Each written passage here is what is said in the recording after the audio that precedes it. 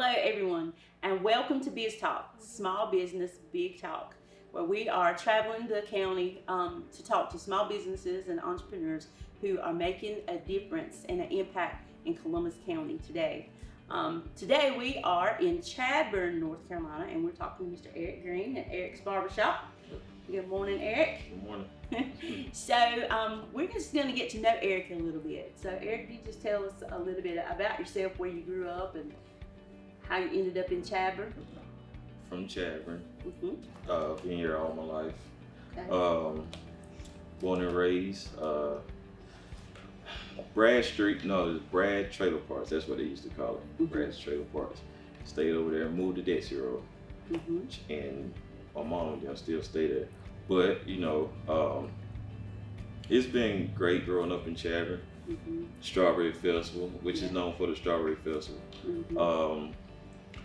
Enjoy it here. Yeah. It's home. Mm-hmm. So. And you've made a big impact on Chadbourn, here in downtown Chadbourn, where you've opened up the foot traffic coming to downtown has increased, from your customers coming by.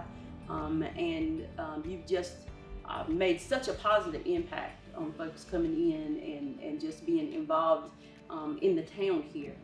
So let's talk a little bit about what made you want to be a barber. What made me want to be a barber is, making people feel very confident. They come in, sometimes people come in, down, out, they come in here and they want to talk about their problems, which is fine. Yeah. Which is fine, that's what barbershop is for. Mm-hmm. And getting a great haircut, getting great conversations. Right. And it just makes me feel good that Mm-hmm. I accomplished something, helping somebody through or helping somebody look good. Right. That's one of the reasons that made me want to be a barber too. Mm-hmm. Being very creative. Yeah. So you're not only helping people to look good, but to feel good too. And so you provided a safe haven here for guys to come in and just talk about whatever they need to talk about and know that they're in a safe space here. And I can imagine that has kind of changed some folks' lives, coming in and knowing that they can depend on you and coming back to see you fairly often, right? Yeah. It feels good. Like you said, a safe haven for customers to come in. They always make me feel, and always, all conversations are not, mind blowing, Right. Great conversations, and we can talk, and without all the controversy. And the crazy thing about it is living in today's generation. Mm-hmm.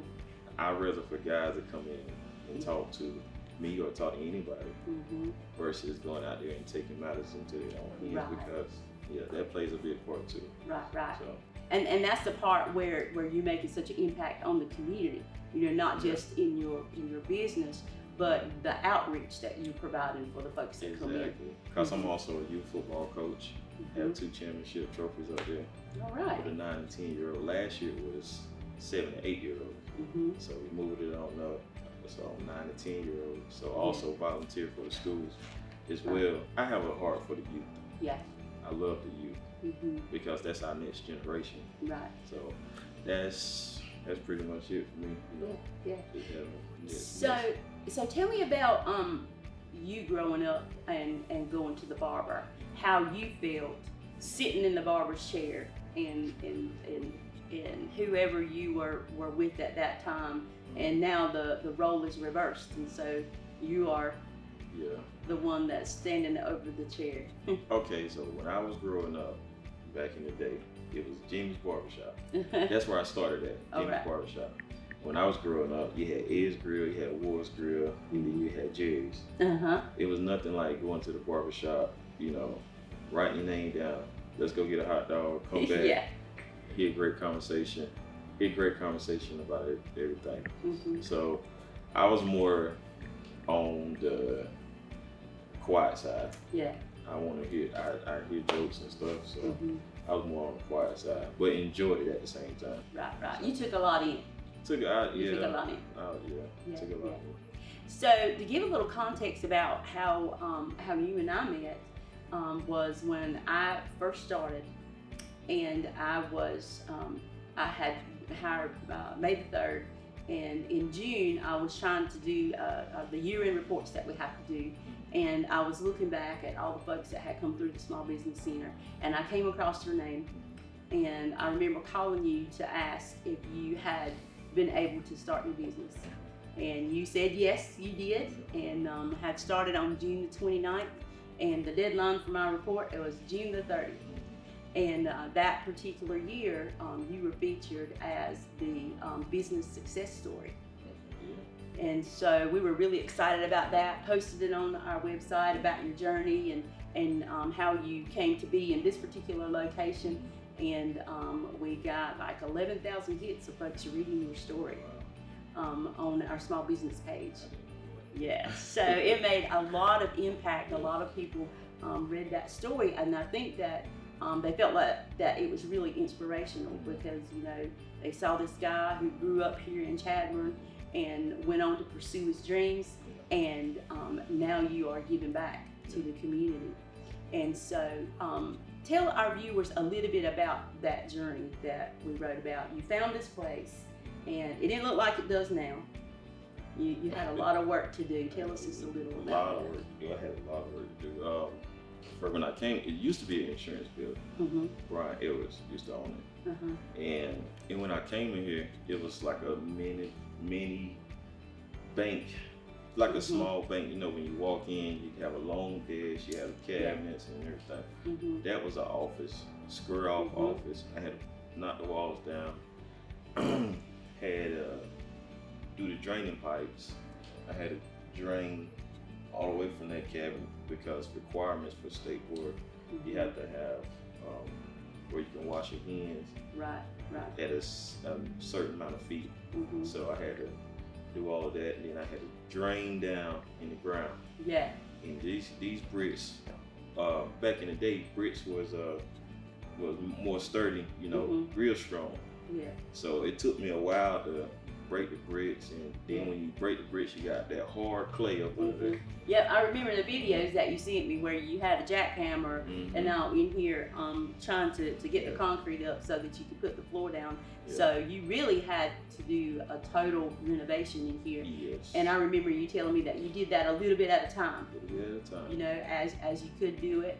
And then COVID came along and just kind of stalled it out just a little bit. And I opened up during COVID.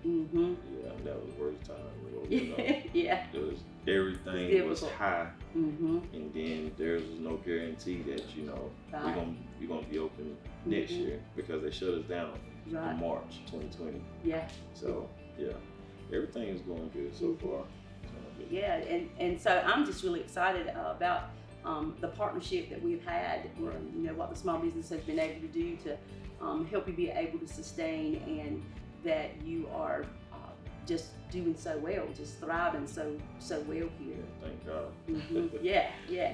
So tell me a little bit about what you see in the future for yourself.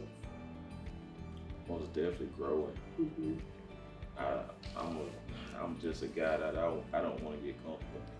So just growing, and you know, what can I do to help the community? Have a lot in plan.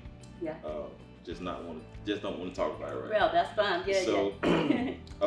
So that's, you know, getting a bigger barbershop, you know, and then doing other stuff. You know, doing other stuff. Because I can really see you expanding with, especially with the clientele that you are having to come in. How has your clientele, has it increased over time? It has. Like I tell everybody, customers come and go. I'm a customer myself. Sometimes I don't want to shop at Walmart. I want to go to Family Dollars. I want to go to Dollar General. At the end of the day, you know, like I tell everybody, you know, it's all about what you want. I'm here if you need me, but then at the end of the day, clients still come. They still come. You know, if it's not a every 2-week rotation, or it's every 3 weeks, they'll still come. They still know where I'm at. So the clientele has been very good here. You know, and I have a little bit help. You know, Herman Williams Jr. He's been cutting over 30 years, so he's been a big help too as well. So just want to thank him. And like I said before, the increase in foot traffic downtown, that you have added a lot of value to downtown Chadbourn. Yeah. You know, and I know that the town has some plans to do some other things, and you know, I'm thankful that you have been able to contribute in such a positive way here. You know, not just for providing the service, but the outreach that you're doing as well in the community has been a really good thing. Yeah. So, is there anything that you want to leave us with today? I'm just glad to be here. Yeah. Glad that I can do something positive for the community. Yeah. Like I tell every kid that comes through here, or you don't have to go out there and do anything illegal to get what you. I never did anything like that. Right. I just had a good upbringing by my parents. Mm-hmm. Eddie Green, Sandra Green, they did a real good job raising me. Do it the honest way. Right. And that's what I've been doing. Mm-hmm. Yeah. So good, you know. Shout out to my wife. She's a good wife. Yeah. She's a LPN. She does a good job. And I got my kids. Got 4 kids. Mm-hmm. 3 boys and 1 girl. Yeah. Yeah. Yeah. So So you're building a legacy for your children. I'm trying as to. well. Mm-hmm. Trying to. The honest way. The honest way. The honest way. Yeah.